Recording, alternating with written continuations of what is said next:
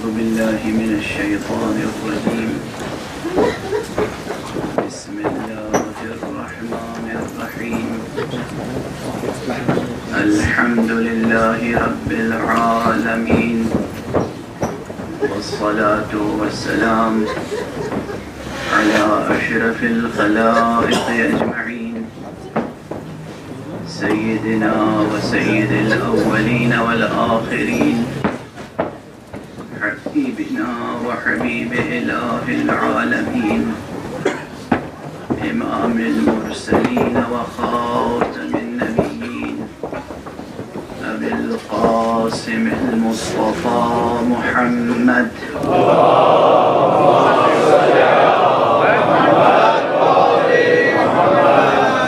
وعلى أهل بيته الطيبين الطاهرين الهداة المهديين المعصومين المظلومين، واللعنة الدائمة على أعداء الدين أجمعين. أما بعد، فقد قال الله تعالى عز اسمه في محكم كتابه ومتقن خطابه. بسم الله الرحمن الرحيم. الحمد لله الذي أنزل على عبده الكتاب ولم يجعل له عوجا قيما لينذر بأسا شديدا من لدنه ويبشر المؤمنين الذين يعملون الصالحات أن لهم أجرا حسنا ماكثين فيه أبدا. صدق الله العلي العظيم.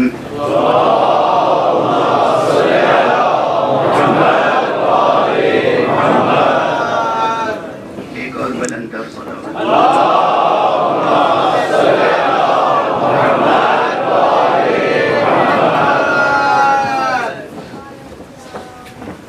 درود پڑھتے ہوئے ممبر سے اور قریب آ جائیں.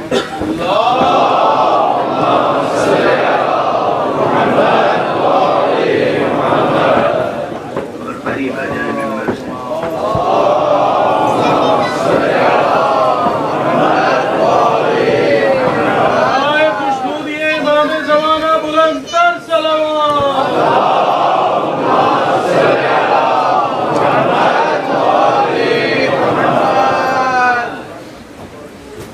برادران عزیز،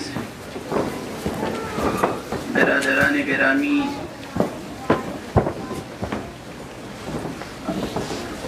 برادران اسلامی، عزیزان ایمانی اور مسلمانان حسینی، ہمارا موضوع ہے مستقبل اور حسین،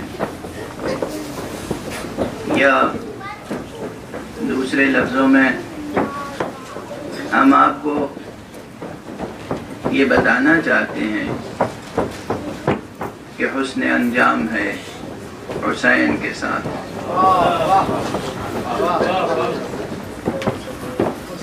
حسن انجام ہے حسین کے ساتھ، حسن انجام ہے حسین کے ہاتھ.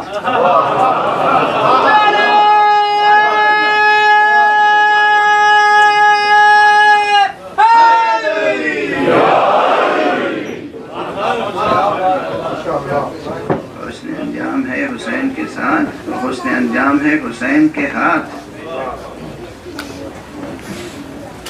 کلمہ توحید کی قسم، جو ولایت حسین کو قبول نہ کرے اس کے لیے نجات نہیں ہے.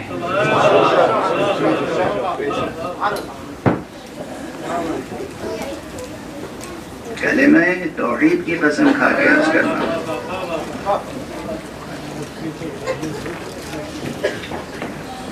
یہ موضوع چھوٹا نہیں، بہت بڑا موضوع ہے. مستقبل اور حسین، اس پر فلسفیانہ نقطہ نظر سے بھی گفتگو ہو سکتی ہے اور ہونی چاہیے، اور فقہی نقطہ نظر سے بھی گفتگو ہو سکتی ہے اور ہونی چاہیے، اور جو فلسفے سے فقہ تک کا سفر طے کر لے،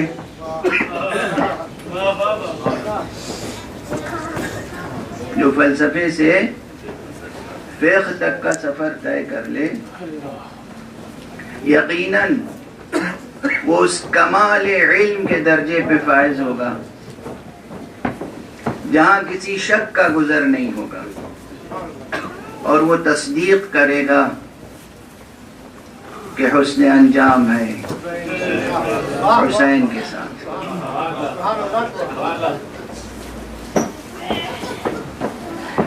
میں لفظوں کی بازیگری کا قائل نہیں ہوں، اور اس کا آپ کو اندازہ ہوگا،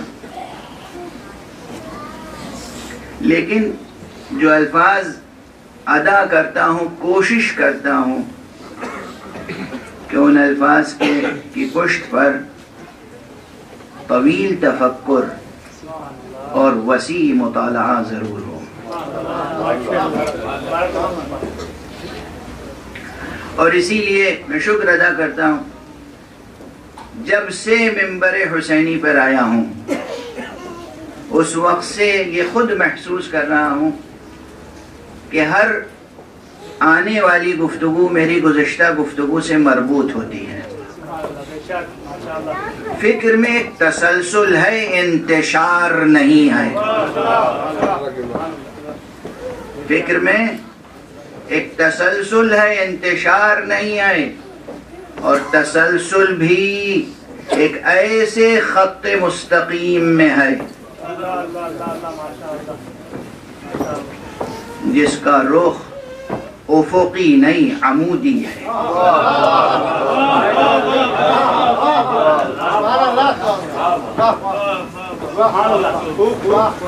اور اس میں میرا کوئی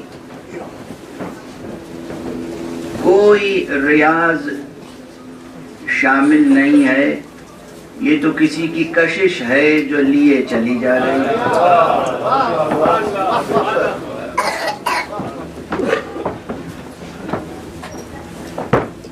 بہت بڑا موضوع ہے یہ مستقبل اور حسین۔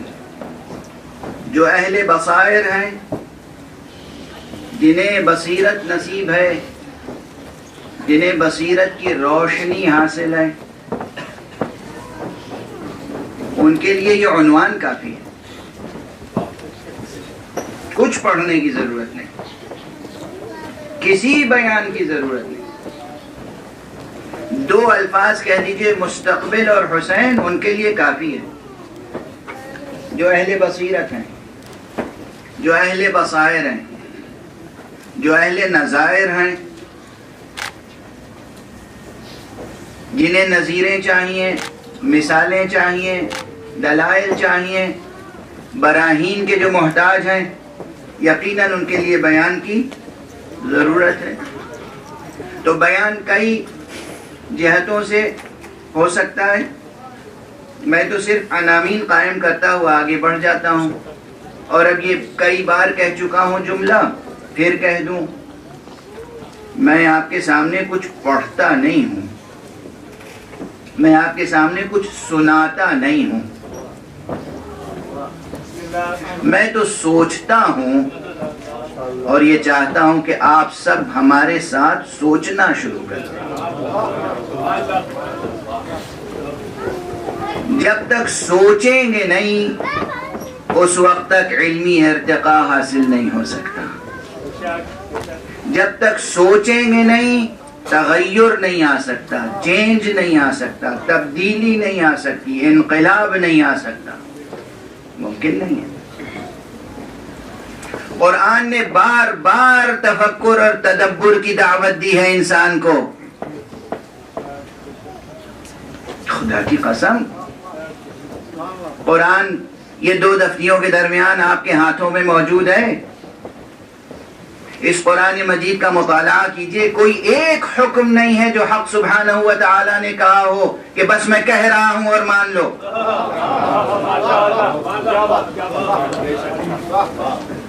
خدا کی قسم کیا رب ہے!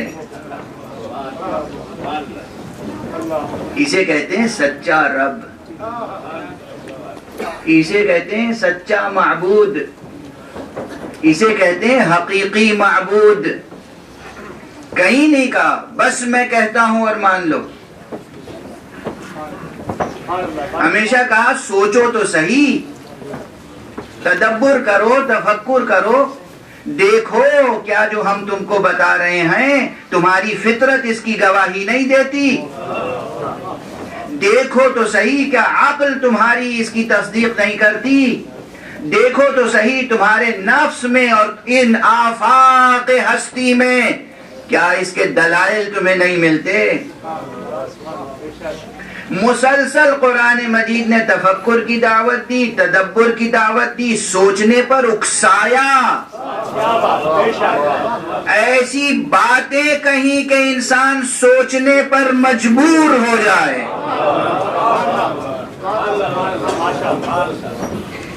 ایسے سوالات قائم کیے ہیں قرآن مجید نے فکر انسانی کے سامنے کہ فکر جامد رہ نہیں سکتی بشرطے کہ فکر بشری ہو، بشرطے کہ فکر انسانی ہو۔ ہاں اگر کوئی ایسا ہے کہ وہ صرف ایک دو پایا حیوان ہونے پہ قانع ہے تو اس کی بات ہی الگ ہے، اس کا شمار پھر پروردگار حیوانوں میں بھی نہیں کرتا، وہ کہتا ہے یہ تو حیوانوں سے بھی بدتر ہے، یہ تو حیوانوں سے بھی بدتر ہیں۔ لیکن جو تفکر کرتے ہیں، تدبر کرتے ہیں، ان کے لیے مژدہ ہی مژدہ ہے۔ اور کیا مژدہ ہے، کیا خوشخبریاں ہیں، کیا بشارتیں ہیں، بس یہیں پر ٹھہر کے سن لیجئے۔ ان آیتوں میں بھی بشارت کا تذکرہ ہے نا۔ الحمدللہ الذی انزل علی عبدہ الکتاب ولم يجعل له عوجا قیما لینذر بأسا شدیدا من لدنہ ویبشر المؤمنین۔ بشارت یہاں بھی ہے۔ کیا بشارت ہے؟ کیا بشارت ہے؟ ویبشر المؤمنین۔ ابھی پورے سلسلہ آیات کا ترجمہ میں نہیں کر رہا ہوں، وقت کی محدودیت ہوتی ہے اور ایک تسلسل فکر کا تقاضا ہوتا ہے کہ کسی نقطے تک پہنچنے کے لیے بعض مقدمات کو منطوی کر دیا جاتا ہے۔ منطوی کرنے کے معنی یہ ہیں کہ جیسے کوئی بچوں کو سمجھانے کے لیے عرض کر رہا ہوں، بڑوں کے لیے نہیں، جیسے کوئی بہت لمبا چوڑا فرش ہو، اسے تہہ کر دیں آپ تو پھر پہلا سرا اور آخری سرا نظر آنے لگے گا، ہے نا؟ تو اسی طرح منطقی گفتگویں بھی ہوتی ہیں، کبھی کبھی مقدمات کو اس طرح بیان میں لپیٹ اور سمیٹ دیا جاتا ہے کہ آغاز اور انجام نظر آتا رہے۔ اب یہ ہر سامع، ہر قاری، ہر سوچنے والے پر منحصر ہے کہ وہ بقدر ظرف اس بیان کو وسعت دیتا چلا جائے۔ اور ہمارے یہاں تو میں اس سلسلہ آیات میں بہت اہم مقامات ہیں، ظاہر ہے کہ میں کوشش یہی کروں گا جیسا کہ کل عرض کیا ہے کہ میں 9 محرم تک اس پورے سورے کا مضمون کم سے کم عرض کر دوں، اور اس مضمون کا ارتباط سیرت و ظاہر و باطن ذکر ابو عبداللہ الحسین کے ساتھ۔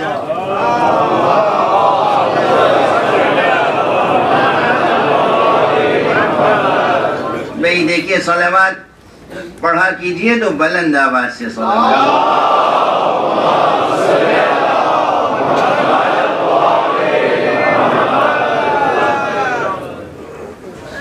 میرا خیال ہے یہ اس عزم اور عہد کے ساتھ آ کر ممبر کے قریب بیٹھے ہیں کہ کسی کو آہستہ صلوات پڑھنے کی اجازت نہیں دیں گے، محمد وآل محمد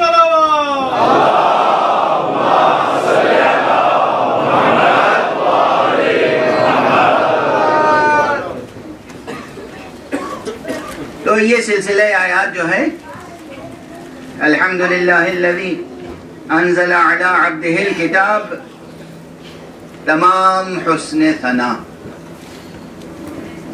تمام ستائش، تمام تعریف، تمام توصیف، تمام نعتیں، تمام مدحتیں سب مخصوص ہیں اسی ذات کے لیے جس نے اپنے بندہ خاص پر کتاب نبوت نازل فرمائی۔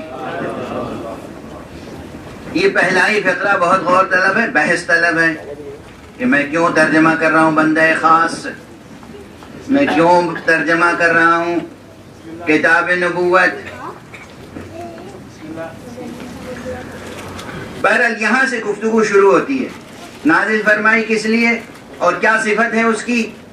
وَلَمْ يَجْعَلْ لَهُ عِوَجًا، اور اس میں کوئی کجی نہ رکھی۔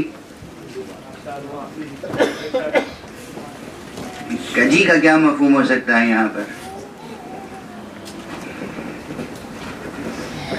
اس کجی کے تذکرے کا یہاں محل بھی کیا تھا اگر انسانی ذہن سے سوچیں؟ اور کجی کے لیے عربی میں بہت سے الفاظ ہیں۔ یہ عوج کا لفظ یہاں کیوں آیا؟ کوئی اور کلمہ کیوں نہیں آیا؟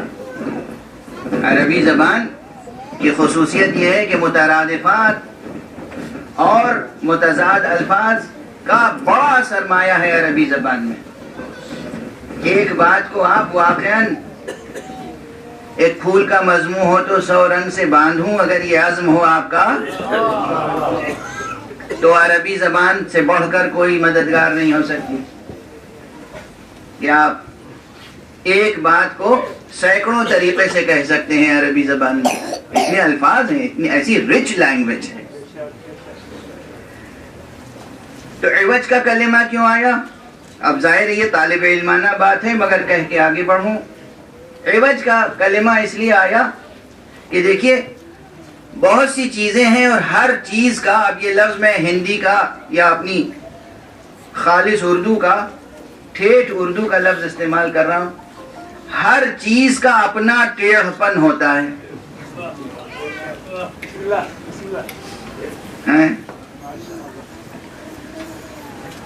کبھی کبھی کوئی مضمون الجھا ہوا ہوتا ہے تو آپ کہتے ہیں کیسی ٹیڑھی بات کر رہے ہو، تو بات ٹیڑھی ہوتی ہے نا، اور بات سیدھی بھی ہوتی ہے۔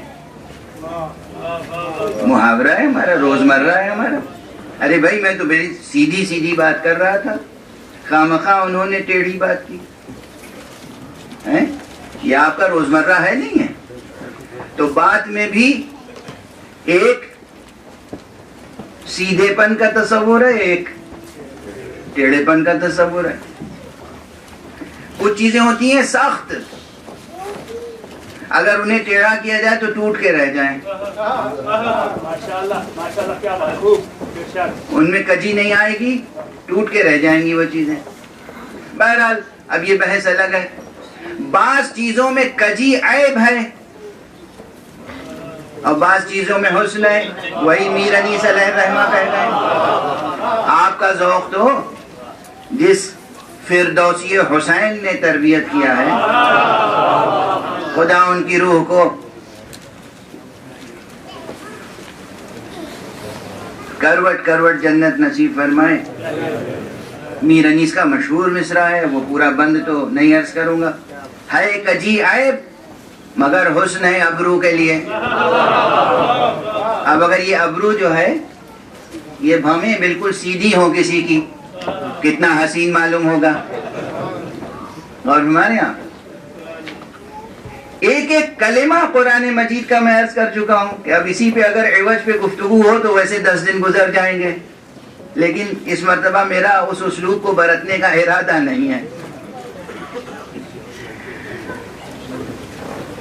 بعض چیزیں ایسی ہوتی ہیں کہ جن میں استقامت ہی ہوتی ہے، ان میں کجی متوقع نہیں ہوتی. جیسے دیوار، کوئی دیوار ہو تو بنیاد سے لے کر جتنا بھی بلند کرتے چلے جائیں، متوقع یہ کہ وہ دیوار سیدھی اوپر جائے گی، ممکن نہیں ہے کہ اس میں کجی آ جائے. اگر کجی آئے گی تو یہ نہیں کہ دیوار رہے گی اور کج رہے گی، دیوار ہی نہیں رہ جائے گی. توجہ فرما رہے ہیں. یہ تو ظاہری اور ٹھوس مثال ہوئی. عربی زبان میں لفظ عوج استعمال کیا جاتا ہے اسی مقام پر جہاں کوئی چیز سیدھی ہو.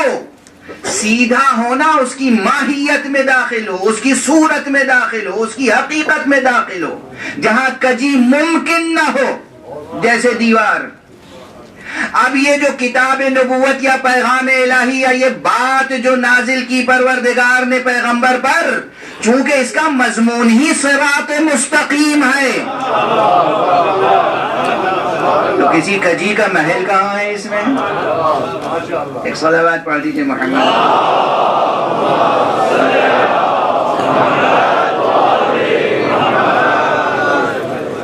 توجہ فرمائیے. آپ جو کتاب صراط مستقیم کا مضمون، صراط مستقیم کا پیغام لے کر آئی ہو،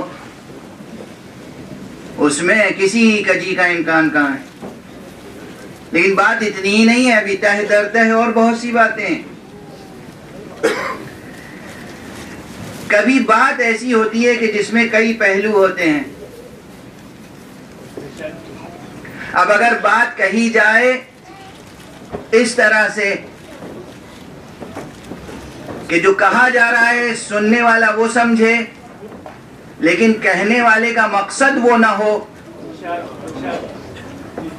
اور یہ صنعت وہ ہے جو آج کل ہمارے سیاستداں حضرات بہت استعمال کرتے ہیں. صبح بیان دیا کچھ، اور جب ہنگامہ ہوا تو کہا بھئی یہ مقصد تھوڑی تھا ہمارا، ہاں ہم نے یہ کہا تھا مگر آپ سمجھے غلط. اور ہمارے یہاں اسے بھی بات کی کجی کہتے ہیں، اسے بھی بات کی کجی شمار کیا جائے گا. پروردگار عالم نے وہ کتاب نازل فرمائی ہے، وہ آیتیں نازل کی ہیں، وہ بات پہنچائی ہے پیغمبر تک اور پیغمبر کے وسیلے سے اپنے تمام بندوں تک، تمام مخلوقات تک، جس میں کسی طرح کی کجی نہیں ہے. اور نہ صرف یہ کہ اس میں کجی نہیں ہے، بلکہ اس میں قیم ہونے کی ایسی صلاحیت ہے کہ کوئی بھی کج اس بات کو مان لے تو سیدھا ہو جائے.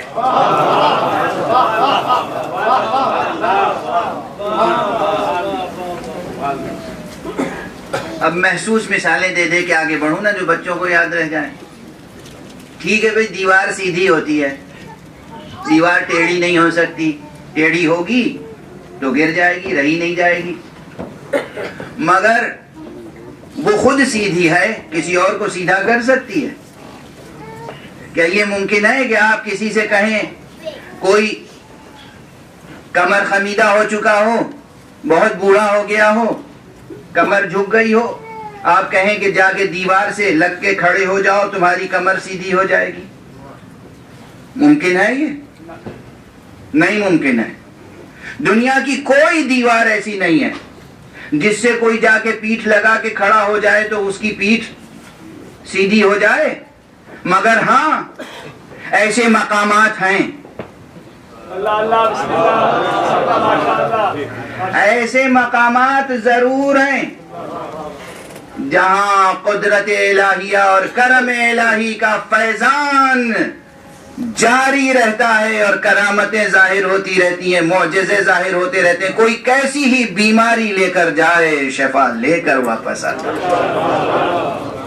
محمد وآل محمد بلندر صلوات.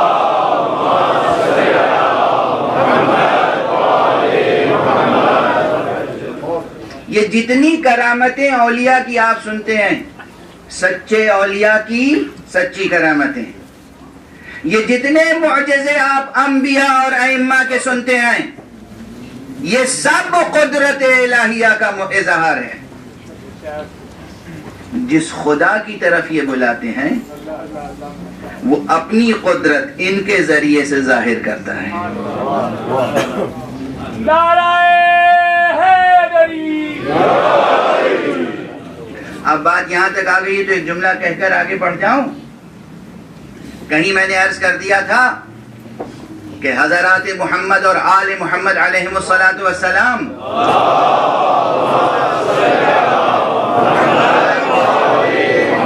بطور خاص یہ چہاردہ معصومین علیہم الصلاۃ والسلام، بطور خاص یہ چہاردہ معصومین علیہم الصلاۃ والسلام مظاہر صفات حق ہیں۔ بعض حضرات نے اعتراض کیا کہ یہ کیا شرک کی دعوت دینے لگے ہیں؟ کیا اتنے جاہل ہیں آپ کے شرک اور مظہر میں فرق نہیں سمجھتے؟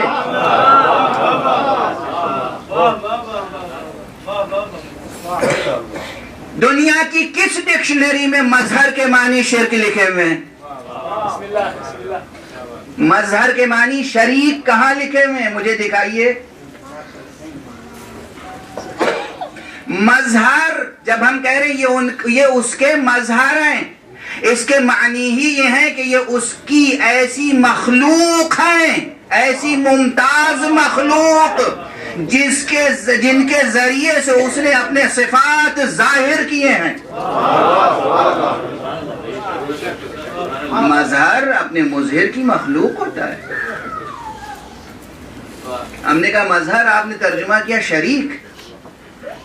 سبحان اللہ، اگر ہمارے درمیان ایسے افراد پیدا ہو جائیں تو پھر دوسروں کو کیا روئیں ہم؟ بہرحال الحمدللہ الذی انزل علی عبدہ الکتاب، تمام حسن ثنا ہے اس کے لیے جس نے اپنے بندہ خاص پر کتاب نبوت نازل فرمائی، ایسی کتاب جس میں کوئی کجی نہیں ہے، قیمن۔ قیمن، یہ قیمن کے ترجمے میں بڑے مطالب پوشیدہ ہیں، اور یہاں اعراب کس طریقے سے کون اعراب لگاتا ہے اس سے معنی میں بہت تفاوت پیدا ہو جاتا ہے۔ اب یہ بحث بہت ہی زیادہ دقیق اور سنگین اور ثقیل ہو جائے گی، اس وقت اس کو نہیں چھیڑتا ہوں، لیکن کسی وقت عرض کروں گا۔ اس وقت وہی عام ترجمہ عرض کر کے آگے بڑھ جاؤں۔ قیمن، ایسی سیدھی، ایسی معتدل، کس لیے؟ لِيُنذِرَ بَأْسًا شَدِيدًا مِّن لَدُنْهُ، تاکہ یہ پیغمبر، یہاں بھی دو پہلو ہیں، ایک مقام ایسا ہے کہ آپ کی بڑی توجہ چاہتا ہے، لیکن ایک بات عرض کر دوں، ابھی جو بات چند لمحے پہلے میں نے عرض کی، کبھی بات ہوتی ہے جس میں تہداری ہوتی ہے ایسی کہ اگر ایک بات مانی جائے تو دوسری بات اس کی ضد ہوگی۔ قرآن مجید میں جو تہداری ہے وہ اس سے بالکل مختلف۔ قرآن مجید بھی تہدار ہے، بہت تہدار ہے، بہت تہدار ہے۔ اس کے مضامین بطون در بطون در بطون ہیں۔ پیغمبر صلی اللہ علیہ وآلہ وسلم نے خود ارشاد فرمایا ہے کہ اس کتاب کی کوئی ٹھاہ نہیں ہے، یہ وہ معانی کا سمندر ہے کہ جس کی کوئی ٹھاہ نہیں ہے، مگر اس کے باوجود جتنی بھی موجیں ہیں معانی کی، کوئی ایک موج کسی دوسری موج سے متصادم نہیں ہوتی۔ قرآن کی ایک بات مان لو تو ساری باتیں مانتے چلے جاؤ گے۔ قرآن کی کوئی ایک جہت کسی دوسری جہت کی تکذیب نہیں کرتی، تصدیق کرتی ہے۔ نعرہ سلوات.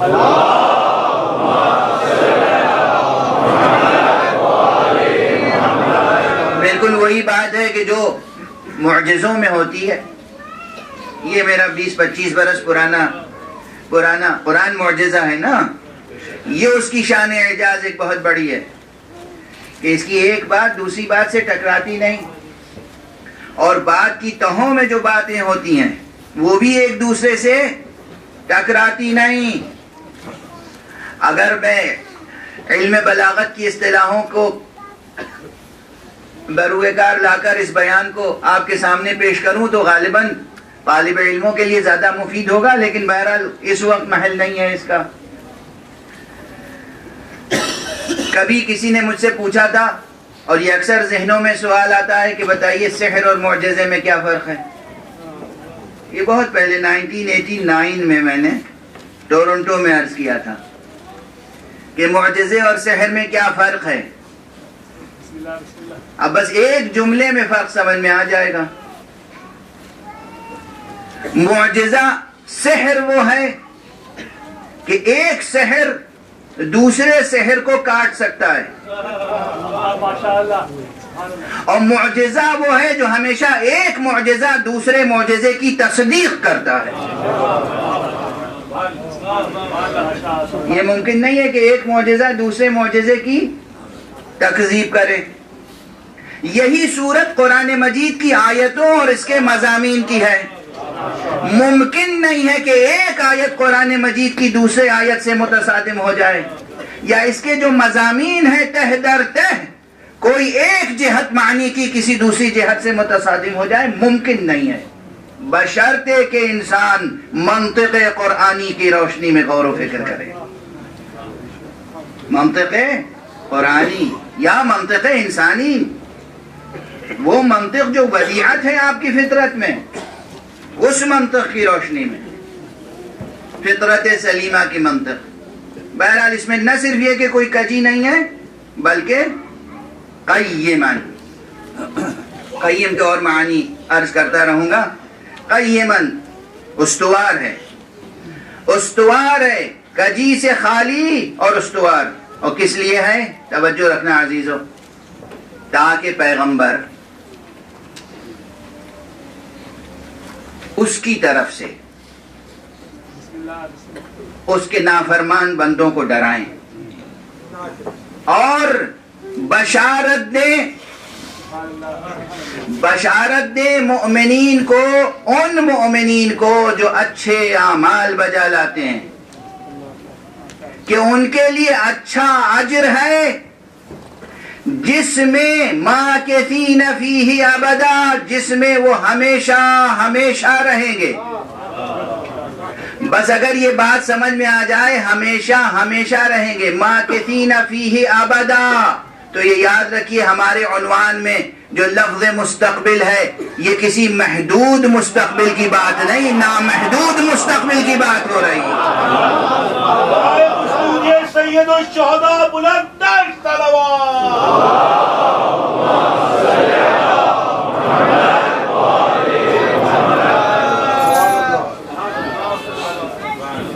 یہ محدود مستقبل کی بات نہیں ہے. بس اگر آج کی مجلس میں آپ یہ وسعت نظر لے کے چلے جائیں، یہ ویژن کہ آپ آج سے یہ طے کر لیں کہ آپ کا ہدف، آپ کا ٹارگٹ، آپ کا گول، آپ کا مقصد محدود مستقبل نہیں ہے، نامحدود مستقبل کی بات ہے. ایک روز دو روز کی بات نہ کریں، سال دو سال کی بات نہ کریں، 4 روزہ دنیاوی زندگی کی بات نہ کریں. یہ انسانی اولو العزمی کے خلاف ہے. آپ انسان ہیں، حیوان تو نہیں ہے نا. سب سے بڑا فرق انسان اور حیوان میں یہ ہے، جتنے حیوان ہیں سب کا سر نیچے ہوتا ہے، انہیں زمین نظر آتی ہے. انسان کا سر بلند رکھا گیا اس لیے تاکہ اسے بلندیاں نظر آئیں.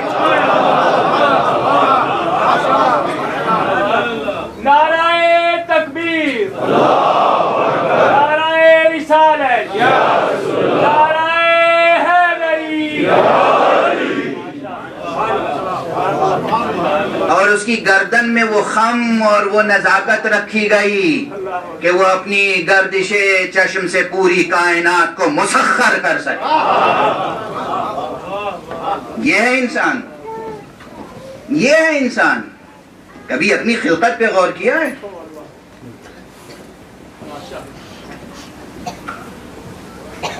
اجازت دے دیجئے کہ میں 2 جملے اپنی کسی پرانی تقریر کے اقتباس کر دوں. اپنے ہی جملے دہرا رہا ہوں، لیکن چونکہ مفید ہیں، ضروری ہیں، اس لیے دہرا رہا ہوں. اس سے پہلے لندن میں بھی عرض کر چکا ہوں اور ہندوستان میں بھی.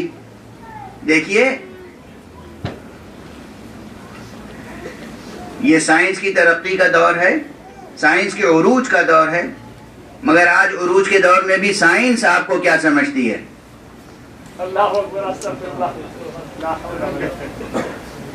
بہت عشق ہے آپ کو سائنس کا، پیشن ہے آپ کو سائنس کا، فدا ہے سائنس پر. سائنس آپ کو سمجھتی کیا ہے؟ یہ ڈاکٹر صاحب تشریف فرمائیں، اور بہت سینئر ڈاکٹر ہیں. پروردگار ان کو اور آپ تمام حضرات کو طویل حیات عطا فرمائے اور آپ کے نامتناہی مستقبل کو روشن سے روشن تر فرمائے. ان سے پوچھئے سائنس کیا سمجھتی ہے آپ کو؟ صرف حیوان، حیوان، بس حیوان، اور حیوان ہی کی طرح ٹریٹ کرتی ہے. کوئی بیمار پڑ جاتا ہے تو جو دوائیں آپ کو دی جاتی ہیں معلوم ہے کون سی دوائیں؟ یہ سب کی سب دوائیں پہلے جانوروں پر آزمائی جاتی ہیں، چوہوں پر، کلاب پر، کتوں پر، خنازیر پر، بندروں پر. یہ دوائیں آزمائی جاتی ہیں. جب وہاں وہ دوا کامیاب ہو جاتی ہے تو اس سے آپ کو ٹریٹ کیا جاتا ہے، آپ کا ٹریٹمنٹ ان دواؤں سے ہوتا ہے. حقیقتاً سائنس آپ کو حیوان سمجھتی ہے. یہ وحی الہی ہے، یہ کتاب نبوت ہے جو آپ کو انسان ہونے کا اعزاز عطا کرتی ہے.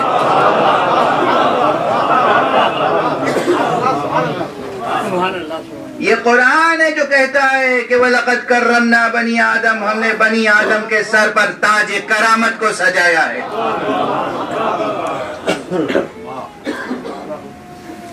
تو پھر آپ یہ بس 4 روزہ زندگی کی فکر نہ کریں. یہ زمین حیوانوں کے چرنے کے لیے ہے، انسانوں کے بسنے کے لیے نہیں ہے.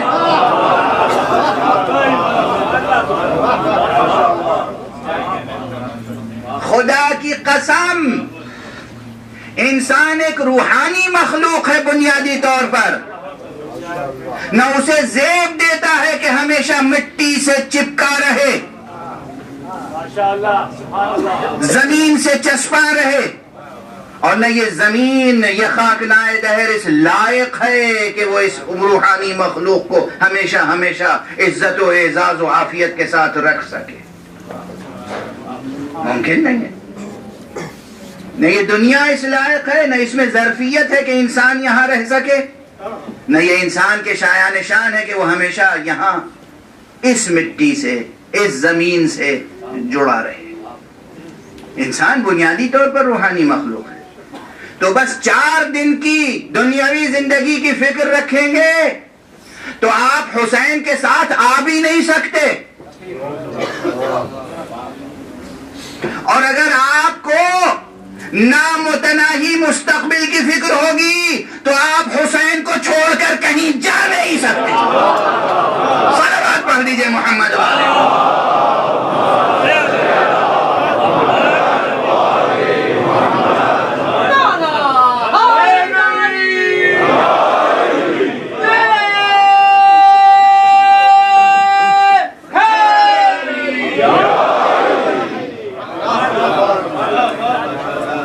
ممکن نہیں ہے. بس 2 راستے الگ الگ ہیں.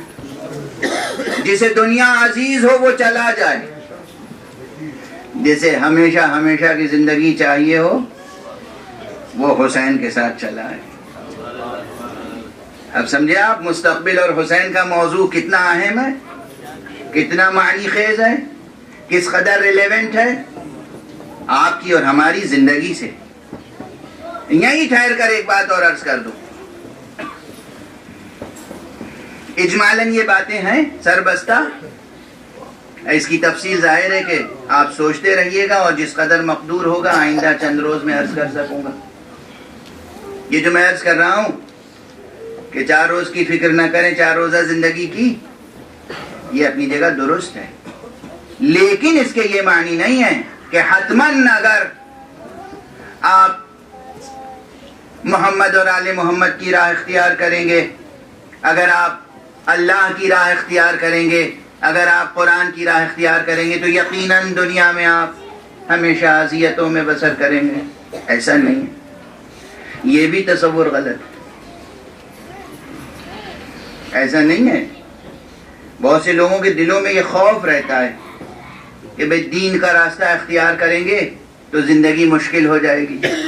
نہیں، یہ خوف دل سے نکال دیجیے، یہ نافہمی ہے، یہ کم فہمی ہے، یہ کج فہمی ہے۔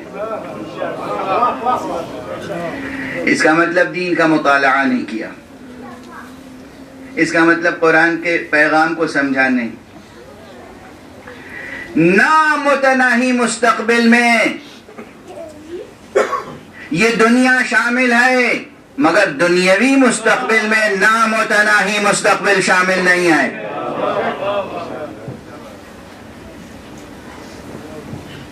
جب کہیں سے وہ بہت عام فہم مثال ہے، فارسی زبان میں تو ہے، اس کا میں اردو میں ترجمہ کر دوں، کسی کے پاس 100 روپے ہوں تو یہ پوچھنے کی بات ہے کہ آپ کے پاس 99 ہیں کہ نہیں، پوچھنے کی بات ہے۔ اگر 100 ہیں تو اس کا مطلب 99 تو ہیں اس کے پاس ہیں۔ نامتناہی مستقبل کی ضمانت اگر مل جائے تو 4 روزہ زندگی کی ضمانت تو خود بخود ہو جاتی ہے۔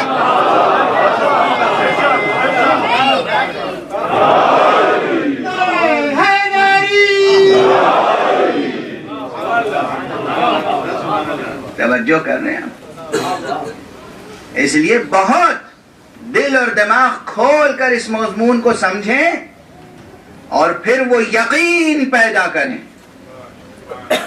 کہ جس یقین کے لیے کل میں نے جملہ عرض کیا تھا اور پھر عرض کر رہا ہوں، پورے یقین کے ساتھ جو بندے حق ہو جائے پھر یہ حق کی ذمہ داری ہے کہ اپنے بندے کو کسی غیر کے سامنے جھکنے نہ دے، کسی قسم کا اضطراب نہ ہو۔ یہ چھوٹا سا نقطہ جو آپ کے سامنے عرض کر دیا، یہی اطمینان قلب کا سب سے بڑا راز ہوتا ہے۔ بھئی گھبراہٹیں کیوں ہوتی ہیں، الجھنیں کیوں ہوتی ہیں، پریشانیاں کیوں ہوتی ہیں؟ چھوٹی چھوٹی سی بات میں انسان پریشان ہو جاتا ہے، چھوٹی چھوٹی سی بات میں انسان پریشان ہو جاتا ہے۔ معمولی معمولی سی بات، اقتصادی مسائل سب سے زیادہ پریشان کرتے ہیں، اور اس کے بعد پھر سماجی مسائل، نہ اقتصادی مسئلہ نہ سماجی مسئلہ۔ جس نے پیدا کیا ہے اس نے آپ کے پیدا کرنے سے پہلے آپ کا رزق مہیا کر دیا، اور جس نے آپ کو سرفراز پیدا کیا ہے اگر آپ اسی سے لو لگائے رکھیں تو ممکن نہیں ہے کہ کہیں سرنگوں ہو جائیں، اور دنیا مل کر اگر سرنگوں کرنا بھی چاہے گی تو اسے آپ شاعرانہ مضمون نہ سمجھیے گا، سرنگوں نہیں کر پائے گی، خود نیزوں پہ سر بلند کر کے لے کر جائے گی۔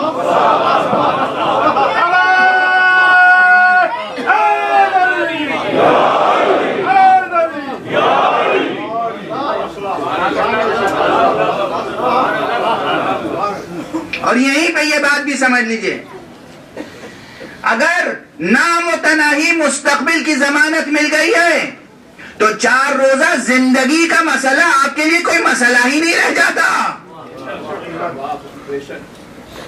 رہے اس دنیا میں رہے، نہ رہے تو کیا ہے، مستقبل کی ضمانت موجود ہے.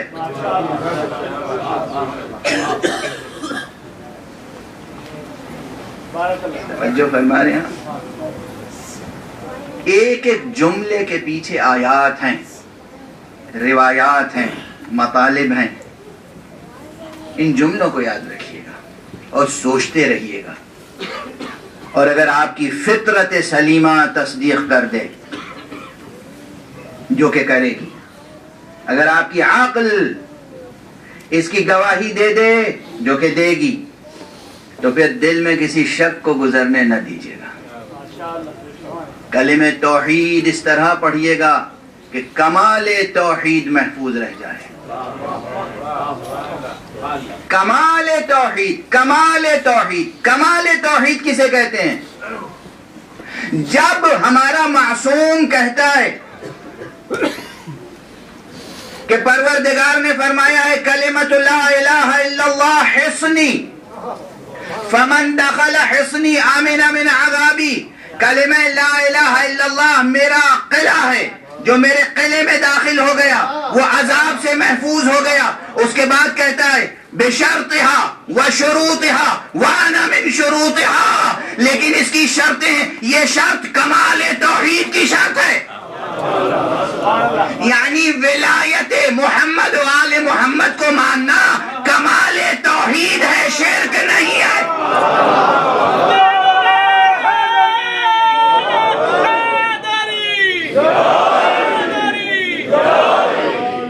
برائے خسنود محمد و آل محمد بلند سلام.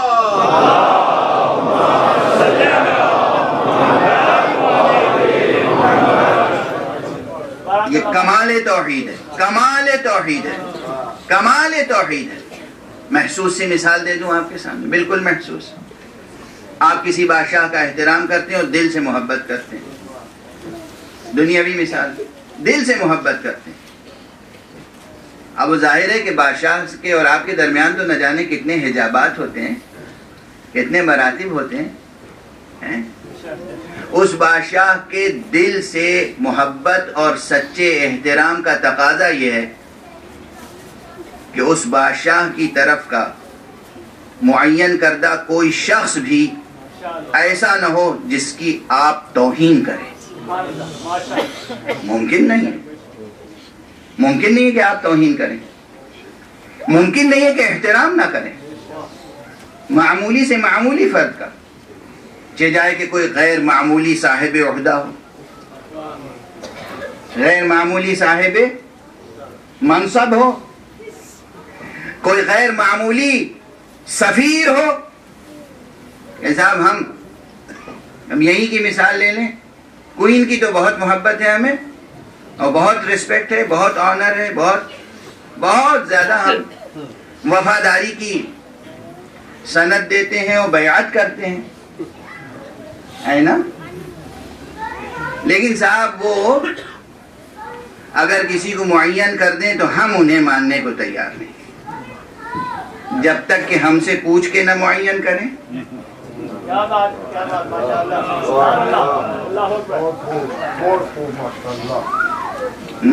ہم ان کو مانتے ہیں، بس کافی ہے کیا؟ اتنا کافی نہیں ہے. اب وہ جس کو معین کریں اسے بھی مانیں.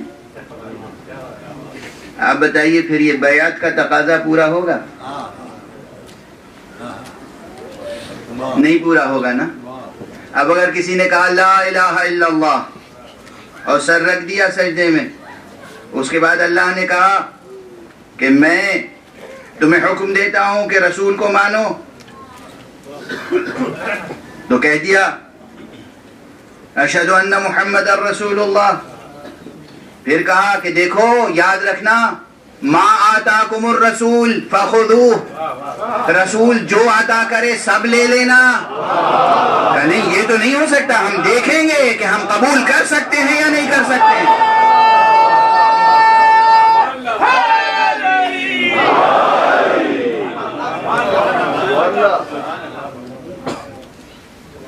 توحید باقی رہی.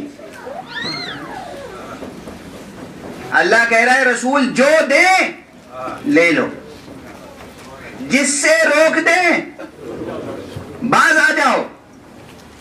خدا کا واضح فرمان ہے قرآن مجید میں۔ ولایت کے تعلق سے مشہور آیت ہے جسے میں کہا کرتا ہوں کہ ہر مومن کے دل پہ کندہ ہے وہ آیت۔ وہ دل مومن کا دل ہو ہی نہیں سکتا جس پر نقش آیہ ولایت نہ ہو۔ انما ولیکم اللہ ورسولہ والذین آمنوا الذین یقیمون الصلاة ویؤتون الزکاة وہم راکعون۔ بس تمہارا ولی خدا ہے اور اس کا رسول۔ اور اب آگے اور ہے یا نہیں؟ اور یہ معین کون کر رہا ہے؟ پروردگار۔ میں تمام مسلمانوں سے بس ایک سوال کرتا ہوں، ممکن کیسے ہے کہ انسان کمال توحید کے درجے پر پہنچ جائے جب تک کہ یہ نہ بتائے کہ اللہ ہمارا ولی ہے، اس کے بعد رسول ولی ہے، اس کے بعد کون؟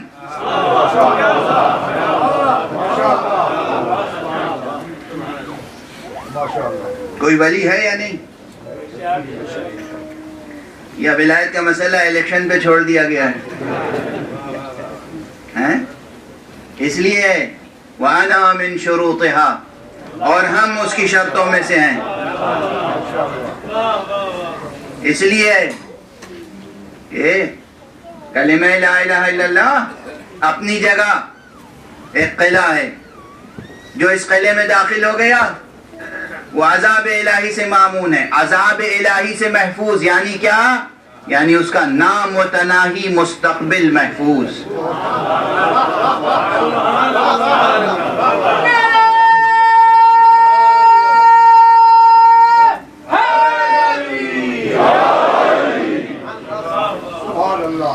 کلمۃ لا الہ الا اللہ حصنی، کلمہ لا الہ الا اللہ میرا مضبوط قلعہ ہے۔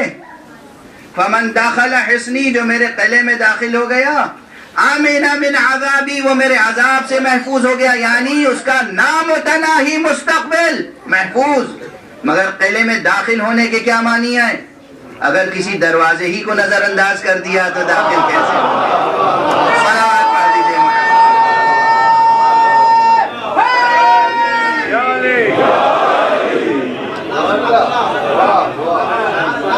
قلعے میں کیسے داخل ہوں گے؟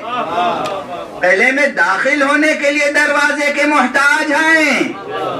اب دروازہ تلاش کرنے جائیں تو وہی پیغمبر ہی تو بتائیں گے دروازہ کون ہے۔ انہوں نے بار بار فرمایا انا مدینۃ العلم وعلی بابها، میں شہر علم ہوں، علی اس کا در ہے۔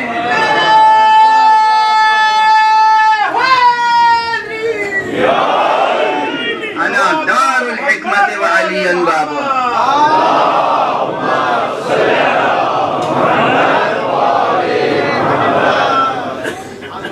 میں حکمت کا گھر ہوں، علی اس کا در ہے۔ یہ علی ہیں جو باب شہر علم بھی ہیں، یہ علی ہیں جو باب شہر حکمت بھی ہیں، یہ علی ہیں جو باب قلعہ توحید بھی ہیں۔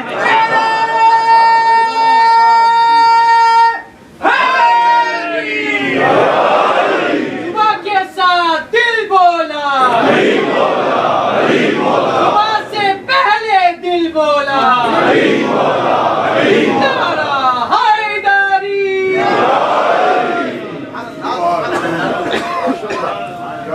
ممکن نہیں ہے، ممکن نہیں ہے کہ انسان کا مستقبل محفوظ ہو جائے بغیر وابستگی دامان محمد و آل محمد کے۔ اور دامان محمد و آل محمد سے وابستگی، دیکھیں ایک وسیع چیز ہوتی ہے اور اس سے وابستگی کا ایک دو ریفرنس ہوتا ہے، بس حوالہ ہوتا ہے، حوالہ ہوتا ہے۔ کسی کو ساتھ جاننا ہو کہ وہ مسلمان ہے یا نہیں تو آپ کیا کیا پوچھیں گے اس سے؟ پوری فقہ کسے یاد ہے؟ اب ضبط کیجئے گا، زور سے نہ ہنس پڑیے گا۔ جو ہمارے بزرگ مجتہدین خود توضیح المسائل لکھتے ہیں انہیں خود پوری توضیح المسائل ہر وقت یاد تھوڑی رہتی ہے. بے اشتہاد کیا، غور و فکر کیا، لکھ دیا. اب ہزاروں مسئلے ہیں، آپ کسی وقت جا کے پوچھئے تو کہیں گے کہ ذرا رکیے میں دیکھوں تو صحیح میں نے کیا فتویٰ لکھا ہے. انسان ہے نا، انسانی ذہن کی محدودیت ہوتی ہے. یہی فرق ہے، یہی فرق ہے مجتہد اور معصوم میں. مجتہد عالم بھی ہوگا، اس سے پوچھو گے کہ مسئلہ کیا ہے تو کہے گا دیکھ تو لوں. وہ معصوم علی ہے جس سے کسی موقع پر کوئی سوال کرو.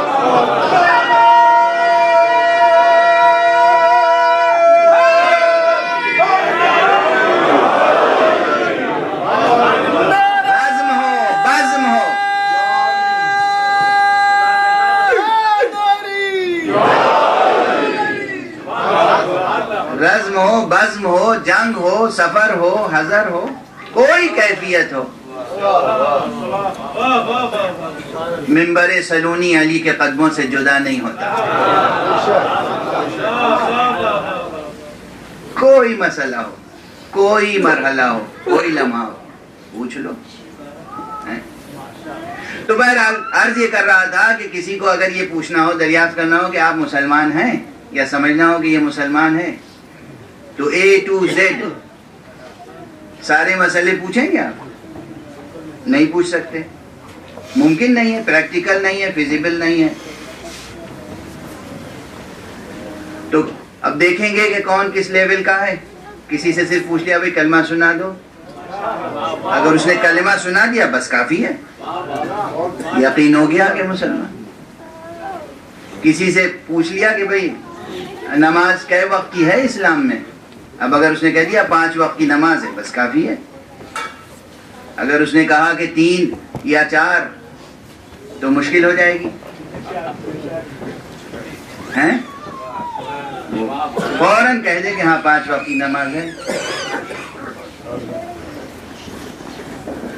یا مسئلہ نہیں کہ بھئی اسلام میں حج نام کی کوئی چیز ہے، وہ فوراً کہیں ہاں کیوں نہیں، ارکان اسلام میں سے واجب. کوئی ایک بات جو، اور وہ بھی جو باتیں پوچھی جاتی ہیں عموماً نمایاں یا پھر ایسی نازک باتیں، لطیف باتیں، دقیق، جو یقین ہو کہ مسلمان ہوگا تو ضرور جانتا ہوگا اور غیر مسلم ہوگا تو نہیں جانتا ہوگا. مثلاً اب اس کی ایک مثال دے دوں. ماشاءاللہ مسلمان تو کسی اور اعتبار سے مسلمان ہو یا نہ ہو، مگر گوشت کھانے کے اعتبار سے تو مسلمان ہوتے ہیں. یہ مشہور بات ہے، میں تو نہیں کہہ رہا ہوں، آپ حضرات کی سنی ہوئی بات ہے. اب وہ جو ہمارے ملکوں میں عوامی محاورے، عوامی روزمرے ہیں، بازار کی جو باتیں ہیں،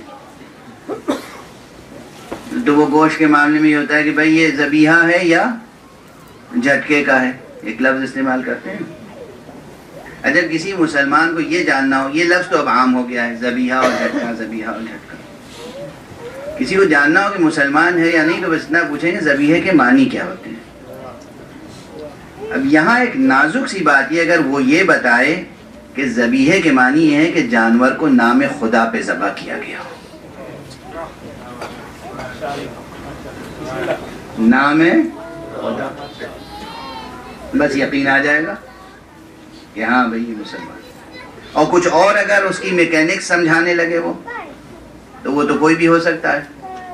یہ ایک مثال دے دی میں نے کہ اگر کسی کو جاننا ہو کہ اسلام سے وابستہ ہے یا نہیں تو کوئی موٹی سی بات پوچھ لیجئے یا کوئی نازک سی ظریف سی بات پوچھ لیجئے.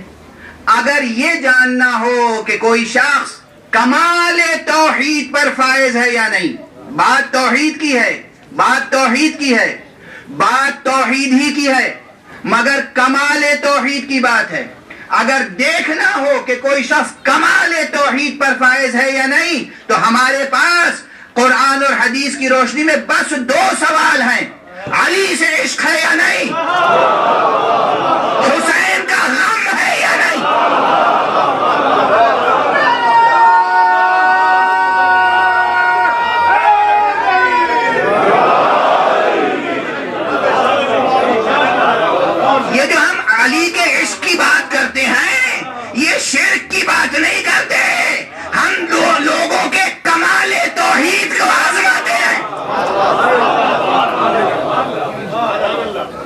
جب نیا سال آتا ہے اور کوئی ایک دوسرے کو نئے سال کی مبارکباد دیتا ہے تو ہم سمجھ لیتے ہیں یہ مسلمان نہیں ہے. ممکن کیسے ہے کوئی مسلمان ہو اور اس کے دل میں حسین کا غم نہ ہو؟ بس آج کی گفتگو تمام. آج 2 محرم ہو گئی.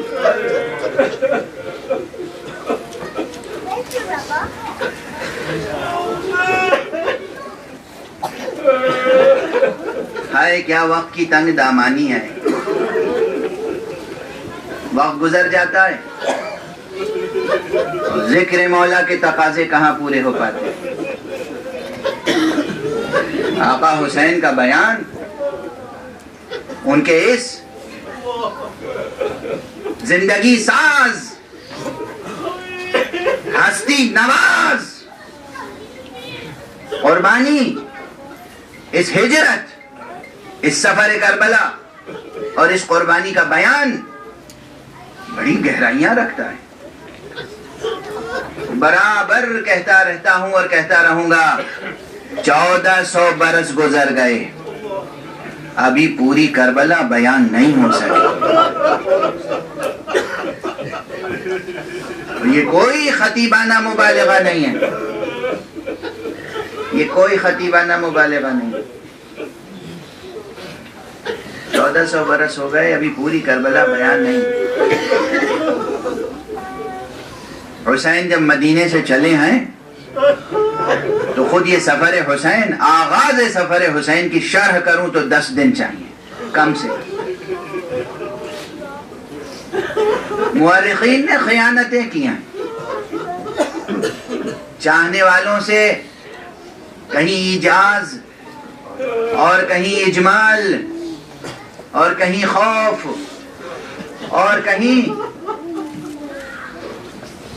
دوسرے عوامل کی بنا پر بیان کا حق ادا نہیں ہو سکا.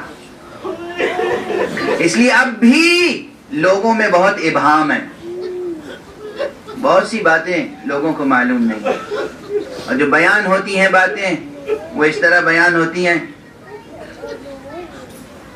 کہ اس میں بہت سی باتیں رہ جاتی ہیں.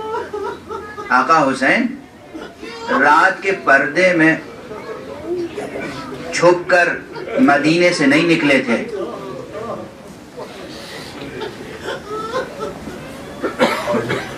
آقا حسین جب مدینے سے چل رہے تھے، مدینے کے ایک ایک ذرے کو معلوم تھا حسین جا رہے ہیں.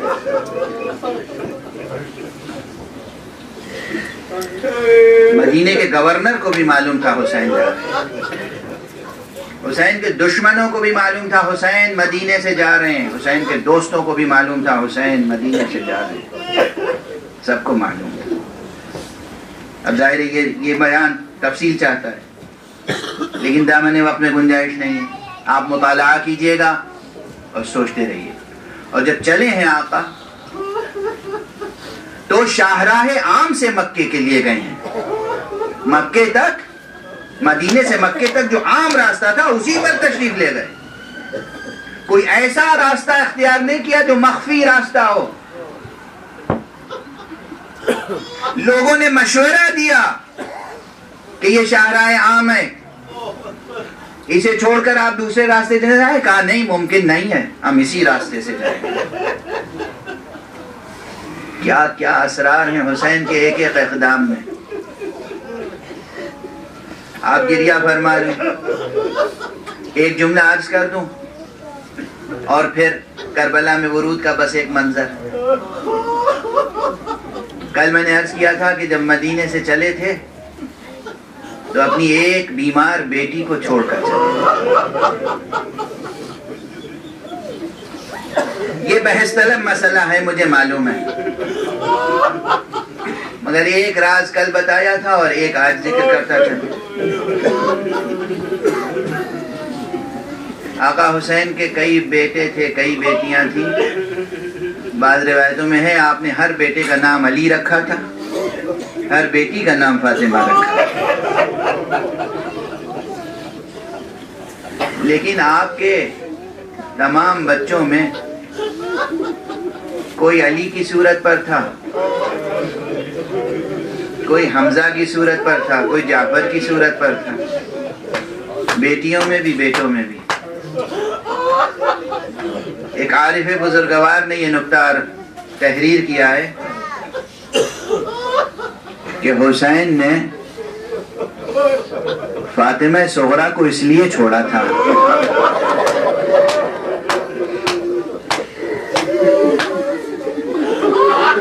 کہ فاطمہ ہو بہو فاطمہ زہرا کی شبیہ۔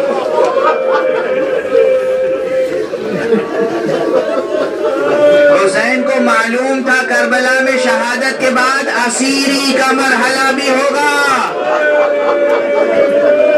حسین سب برداشت کر سکتے تھے مگر یہ برداشت نہیں کر سکتے تھے ان کی مادر گرامی فاطمہ زہرا کی شبیہ اسیروں میں در بدر تھے۔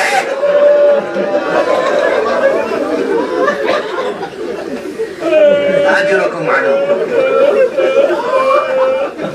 اجرکم معلوم۔ حسین نے مدینہ چھوڑا، کتنے مسائل ہیں، کتنے اسرار، کتنے واقعات، کتنے تہ در تہ اسرار ہیں۔ حسین نے مدینہ چھوڑا اور حسین مکے آئے، 28 رجب کو مدینہ چھوڑا، 3 شعبان کو مکے میں وارد ہوئے، 3 شعبان سے لے کر 8 ذی الحجہ تک مکے میں رہے، 8 ذی الحجہ کو مکے سے چلے اور 2 محرم کو حسین کربلا پہنچ گئے۔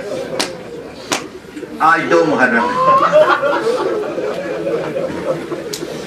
آج 2 محرم ہے۔ امام ہستی، امام عالم، امام قرآن، امام اسلام، انسان کامل حسین، سبت مصطفیٰ حسین، 2 محرم سن 61 ہجری کو کربلا پہنچ گئے۔ بس 2-3 جملے عرض کر سکوں گا، اس سے زیادہ نہیں۔ کیسے پہنچے، کن مراحل سے گزر کر پہنچے۔ کربلا پہنچنے سے 2 منزل پہلے حر کے لشکر کا سامنا۔ جب حر آقا حسین علیہ السلام کے قریب آیا، گفتگو ہوئی، تو تفصیلی گفتگو تو بعد میں ہوئی۔ حسین کو یہ معلوم ہو گیا کہ یہ دشمن ہے، دشمن کی طرف سے آیا ہے، اور اس کے ساتھ جو لشکر ہے وہ لشکر مجھ سے جنگ بھی کر سکتا ہے، مگر آقا حسین نے جو کچھ پانی کا ذخیرہ تھا وہ پانی کا ذخیرہ لٹا دیا اس لشکر کو۔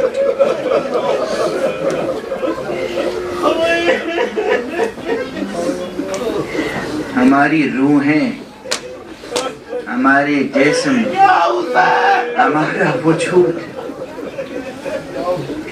قربان ہو جائے اس وقت۔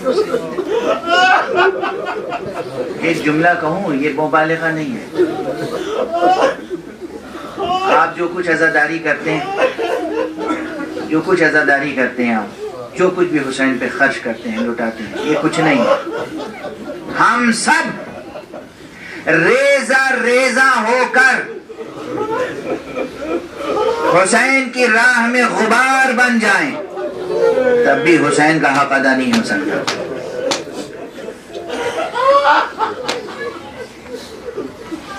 ہم سب کے سب ریزہ ریزہ ہو جائیں، تب بھی حسین کے اس وفادار راہوار کے ٹاپوں کی نعل پر نثار ہو جائیں، تب بھی حق ادا نہیں ہو سکتا۔ کہتے ہیں جب زمین کربلا آ گئی تو حسین کا راہوار چلتے چلتے رک گیا۔ کبھی عرض کر چکا ہوں، اس کے بعد اسرار، کبھی کبھی ظاہری اور باطنی اسباب جمع ہو جاتے ہیں۔ کوئی کسی ظاہری سبب کو بیان کرتا ہے، کوئی کسی باطنی سبب کو بیان کرتا ہے۔ ہاں، روکنے والے روک بھی رہے تھے اور ادھر چلتے ہوئے یہ رہوار رک بھی گیا تھا۔ جب رہوار رکا اور آقا نے لوگوں سے پوچھا کہ اس زمین کا نام کیا ہے، کسی نے کہا نینوا، کسی نے کہا غاغریہ، کسی نے کہا شط فرات. آپ پوچھتے رہے، کسی کی زبان سے نکلا اس زمین کو کربلا بھی کہتے ہیں. اجرکم علی اللہ. خدا آپ کے سینوں کو، آپ کے ضمیروں کو، آپ کے ذہنوں کو نور علم اور نور عمل سے معمور رکھے، اور ہمیشہ آپ جب تک اس دنیا میں رہیں آپ مصروف اعضائے سید الشہداء رہیں. جیسے ہی آپ نے سنا اس زمین کو کربلا بھی کہتے ہیں تو کہا بس ہماری منزل آ گئی، یہی وہ جگہ ہے جہاں ہمارے خیمے لگیں گے، یہی ہمارے مرد قتل کیے جائیں گے، یہی ہماری قبریں بنیں گی.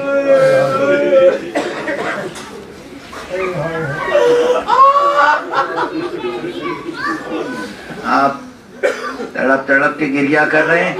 بس میں 2 جملہ کہہ دوں اور گفتگو کو تمام کر دوں.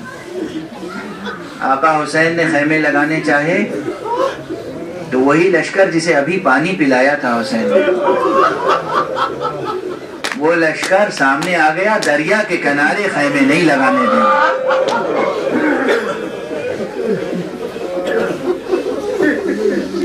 دریا کے کنارے خیمے نہیں لگانے دیں گے، دریا سے دور. ادھر یہ بات سامنے آئی، زہیر قین نے آستین الٹی، اور زہیر قین نے کہا آقا اجازت دیں، ابھی یہ بہت تھوڑا سا لشکر ہے، ابھی ہم اس کا مقابلہ کر سکتے ہیں، اس کے بعد جو لشکر آئے گا اس کا مقابلہ بہت دشوار ہوگا. آپ نے فرمایا کہ نہیں، ہم اپنی طرف سے جنگ کا آغاز نہیں کریں گے. اور اس کے بعد بعض عرفاء نے ذکر کیا ہے، آقا حسین کو جیسے خیال ہوا کہ کہیں ایسا نہ ہو عباس زہیر کا ساتھ دینے کے لیے کھڑے ہو جائیں.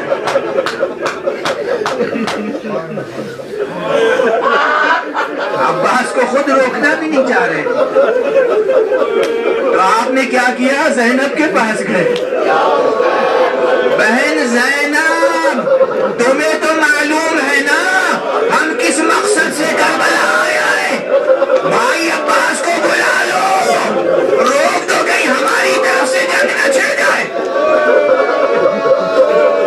اجرکم علی اللہ، اجرکم علی اللہ. یہ ایک منظر ہے، مگر ایک منظر اور ہے. بس تقدیم و تاخیر کی معذرت چاہتا ہوں، ایک منظر اور ہے، اسے بھی ذکر کر دوں. کہتے ہیں جب بی بی زینب خیمہ لگ گیا اور محمل سے زمین پر آئیں، جیسے ہی قدم زمین پر رکھا ایک مرتبہ بلند آواز سے یا حسین کہہ کر غش کھا کے گرے.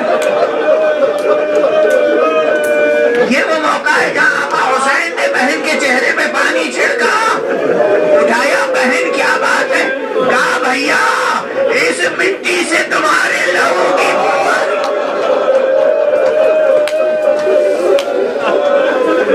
انا للہ و انا الیہ راجعون، رضا بقضائہ و تسلیما لامرہ. انا للہ و انا الیہ راجعون، رضا بقضائہ و تسلیما لامرہ. انا للہ و انا الیہ راجعون، رضا بقضائہ و تسلیما لامرہ. پروردگار ہمیں علوم قرآن اور معارف اہل بیت سے آشنا فرما. پروردگار ملت اسلامیہ کو تہذیب آل محمد کے سانچے میں ڈھال دے. پروردگار اس دنیا میں بے چینیاں ہیں، بے امنیاں ہیں.